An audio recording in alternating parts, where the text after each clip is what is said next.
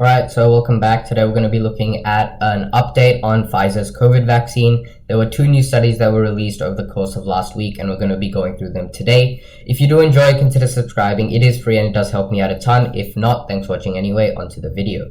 First thing we'll be looking at is the first study. So on February 8th, 2 studies were posted by Israeli researchers, and they came to the same conclusion that Pfizer's vaccines reduces the spread of the novel coronavirus, which is the current SARS-CoV-2 virus, and also prevents infection in vaccinated individuals. One of the studies that had virus loads from more than 15,000 people, and in samples that tested positive of COVID-19, the viral loads were much lower in the group of older patients who have been vaccinated with Pfizer's vaccine. Previous studies on this have also shown that people with lower viral loads are more likely to transmit coronavirus to others, and Pfizer's vaccine lowers the amount of viral loads in an infected individual. The next study we'll be looking at is from the University of Oxford, who has found that individuals who have received 2 doses of Pfizer's vaccines have strong T-cell responses to the UK and South African coronavirus variants on top of the current American coronavirus that they have as well. This is a promising indication that Pfizer's vaccine is effective in protecting against these new variants. This finding was published on February the 9th, and it also talked about previous studies that measured neutralizing antibody levels in individuals who are vaccinated with the coronavirus vaccine. And the previous studies were conducted in test tubes. So now they brought it from test tubes to real world examples. And we can see that both in the test tubes and in the real life examples, we can see that Pfizer's vaccine is better against the UK and South African coronavirus variants.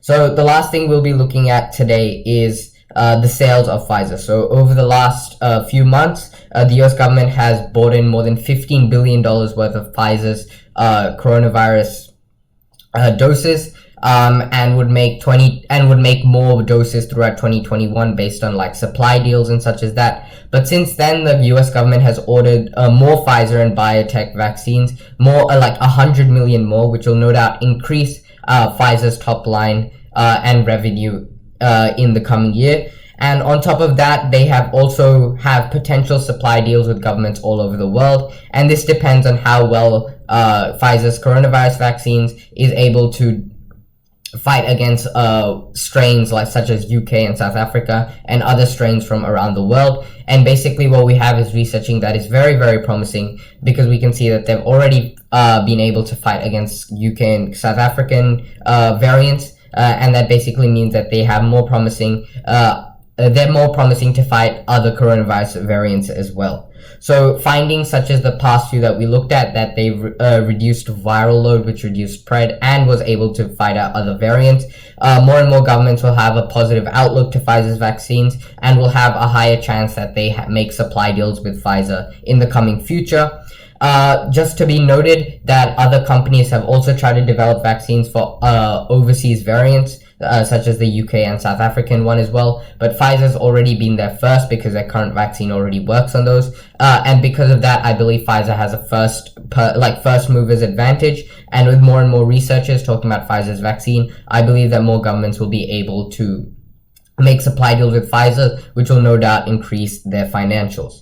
The last thing we'll be looking at is something that scientists have called reoccurring doses. This is similar to what we've seen such as the flu. So some scientists are saying that coronavirus vaccines will need to be reoccurring because the virus won't go away forever. So similar to what we have with the flu right now, with the virus strain constantly mutating. And if this is the case and if Pfizer has first movers advantage, they'll be able to set up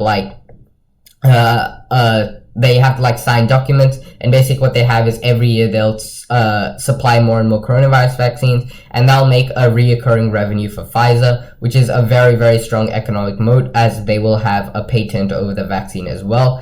If you want to get in, I believe the stock is trading at a very cheap price as of right now, only 11 times earnings, so it is a good time to get into the market, with Pfizer having a very good potential uptrend in the future and trading at very cheap prices as well. Thank you, and if you do choose to invest, make sure to do your own due diligence, and thanks for watching. Bye.